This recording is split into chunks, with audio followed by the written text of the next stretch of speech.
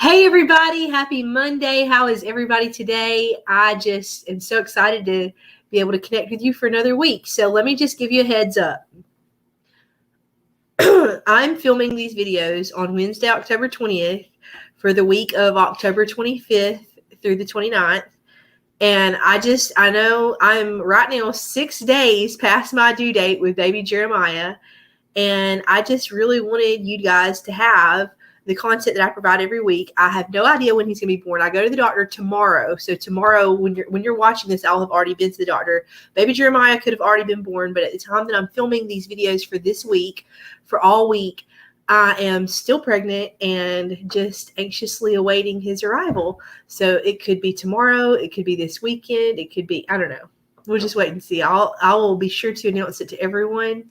And I'm just so excited to welcome baby number 6 and be able to share that with you guys. But today we are going to be talking about choosing joy in adversity. Okay, this is a powerful, powerful topic. Okay, and it's something that is applicable to all of us because we all face times of adversity. And truly, we can choose to be joyful. And it's not easy. We have to be really intentional about choosing joy. And I just want to share from my heart a time in my life that I really had to choose joy. And this was almost 8 years ago. So my oldest daughter, Hattie, is almost 8 years old. And she'll be 8 in December. And when I gave birth to Hattie, she was born in December of 2013. And December 15th, actually. And I was a senior in college at the time. I was about to graduate with my teaching degree, but she was born 3 weeks before I started student teaching. And she was born via C-section, so it was a rough recovery. It was my one and only C-section that I've had. And it was really tough. I started student teaching when she was 3 weeks old. And, it wasn't one of those things where I could say, oh, I just had a baby, I can't start right now. No, it starts on the day it starts. So I had to do that to graduate college. And so at that time, I was a first-time mom. I was completing the hardest semester of my college education. And I was having to show up every day and be evaluated every day with 5th graders and 1st graders and pouring all of myself into this last semester of college where I was with kids all day long and missing my brand new newborn baby, still recovering from a C-section, pumping while I was there at school and feeling like I was massively failing at everything. And it was just a really tough season. You know how tough it is when you're a first-time mom. All of us have been through that. But couple that with doing student teaching with a 3-week-old baby, 3 weeks post C-section. It was a season of adversity, I have to say. But it was hard. And there were days that I just did not feel spectacular. Most of those days I felt like I was having to force myself to move from one thing to the next thing because these feelings of failure were just so intense.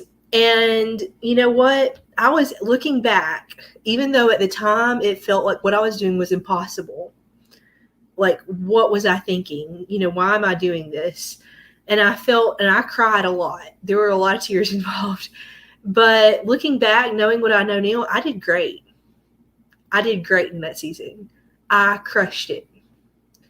And looking back on what was the determining thing that allows me to be able to say that now is that every day I set the intention to choose joy.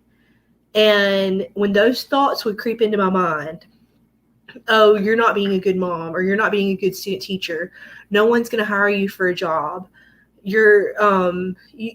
just all these negative things that creep into our mind that pertain to our situation, that truly in our situations we can't control a lot of our situations. Some of them we can, some of them we can't, but circumstances are often out of our control.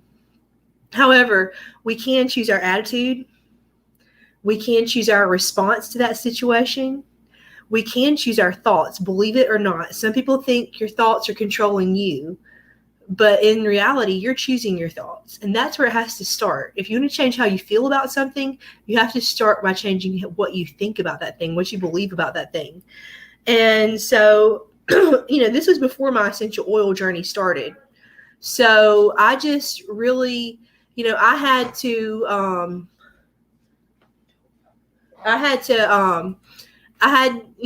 didn't know a lot about the mindset work back then. I didn't know about essential oils back then, but I just really decided that I was going to give this everything that I had with an intention to show up every day.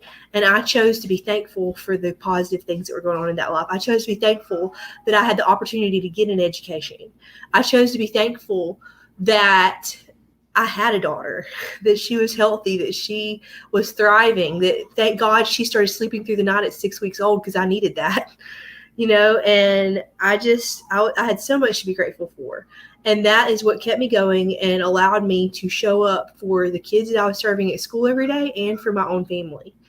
And I just wanted to share that with you. And now I know so much more about this. Now I can really teach this. And now I can, and that's what I do all the time, is teaching how you can shift your mindset and see positive results outside in your life. So I just want to share one last thing with you. And this last thing I'm going to share is that this weekend, October 29th and 30th, I'm hosting another online conference, and it is free again. So this conference is called the Oily Coaching Revolution Virtual Conference. And the link to register for this conference is free, but you do have to register.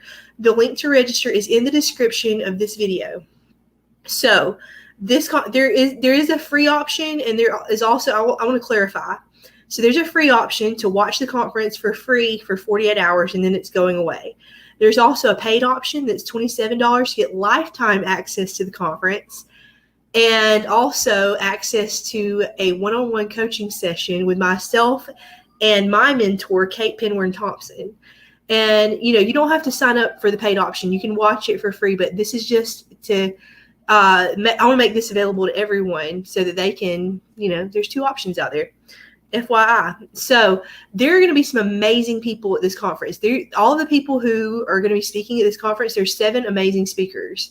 And they are this is going to be free coaching for a whole weekend. And the hours are Friday night from 7 o'clock to 9 o'clock p.m. Eastern time, and Saturday from 9 o'clock to 5 o'clock.